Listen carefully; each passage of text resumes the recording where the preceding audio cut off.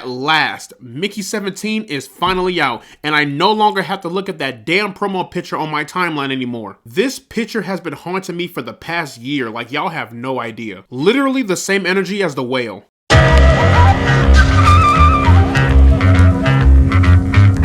So, Mickey 17 is a brand new sci-fi comedy film directed by Bong Joon-ho. The film stars Robert Pattinson, Naomi Ackie, Steven Yeun, Toni Collette, and Mark Ruffalo. A disposable employee is sent on a human expedition to colonize the ice world Niflheim. After one iteration dies, a new body is regenerated with most of his memories intact. So after multiple delays and a bumped up release date, this movie is finally here. And I can confirm that this movie was completely worth the wait. So going into Mickey 17, I didn't really know what to expect from this movie. All I knew is that the trailers amazed me, and this was directed from the same guy who made Parasite. And it stars Batman himself. I had to check it out. And after watching this movie, ladies and gentlemen, we have a banger on our hands. First and foremost, the visuals in this movie are breathtaking. This planet feels like an actual place that exists beyond our stars. From a geographical standpoint, this kind of does remind me of Dune. So think of the landscapes from Dune, but instead of sand, it's all ice. And it is crazy cold. And instead of the sandworms, you have these alien, hairy, roly-polies running around the lands. But even with my comparison,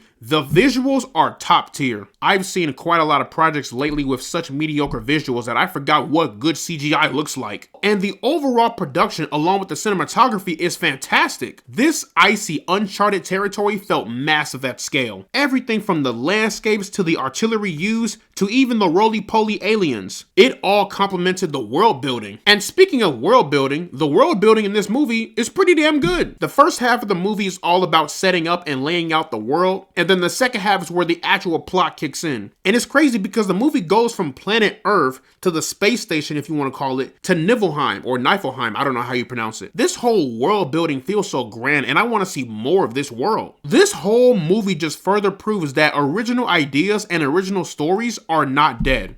They're on life support, but they are not dead. There is a lot that happens in this story. Even though the story focuses on Robert Pattinson's character Mickey, I would still argue there is a lot that happens in this story. There are so many themes, topics, and subjects that the movie tackles and addresses that it will keep you talking for days. I actually really did like the character of Mickey Barnes. Mickey Barnes is this guy who becomes an expendable to get away from his problems on planet Earth. And in this movie, being an expendable is quite literally just being a crash dummy for the government. So every time you die, a new body is printed out with your memories. So kind of like a blend between reincarnation and cloning. But Mickey is this timid and quiet guy who just wants to get his work done. And then you have Mickey 18, who is the complete opposite of Mickey Barnes or Mickey 17 or however you want to call it. But Mickey 18 is this brash, reckless individual who wants to defeat the evil powers that be with violence. You guys want to hear a really hot take, and this might be stupid, but I'm going to go for it. Mickey 17 reminds me of Paul Atreides from Dune 1,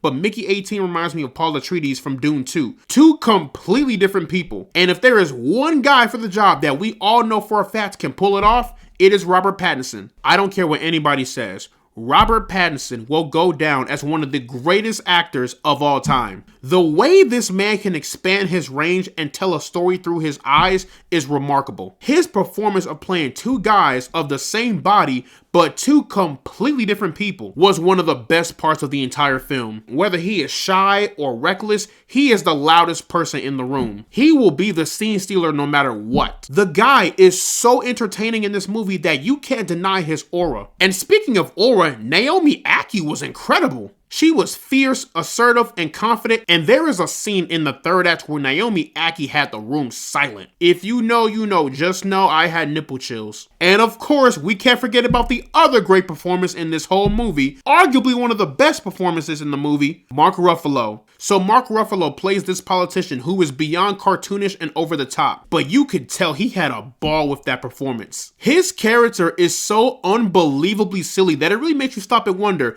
who in their right mind in a high position of power would act like this? And then you stop for a second, you realize, oh wait, that's right. It is so point blank obvious who he's making fun of and who he's pretending to be. There is no way you're not guessing who that impression is unless you live under a rock. Now, some people would say Mark Ruffalo's performance was over the top and silly and it was just unrealistic, but honestly, y'all, I think that's kind of the point. But with jaw-dropping visuals, an incredible story, and a stellar ensemble cast, you have themes on political and social commentary. And if you know me, you know I will eat that shit up like soul food on a Sunday. The commentary on this movie tackles the themes of how far humanity will go for money, power, control, etc. What are the risks in all this? Are you really doing this for the greater good of humanity? Where do we draw the line in the sand? You know, stuff like that. Questions that people in high positions of power should really think about. Ladies and gentlemen, there is nothing better than trying to profit off of the desperation of humanity. One thing that I will say, there were moments in the first act where the movie kind of jumps between the past and the present.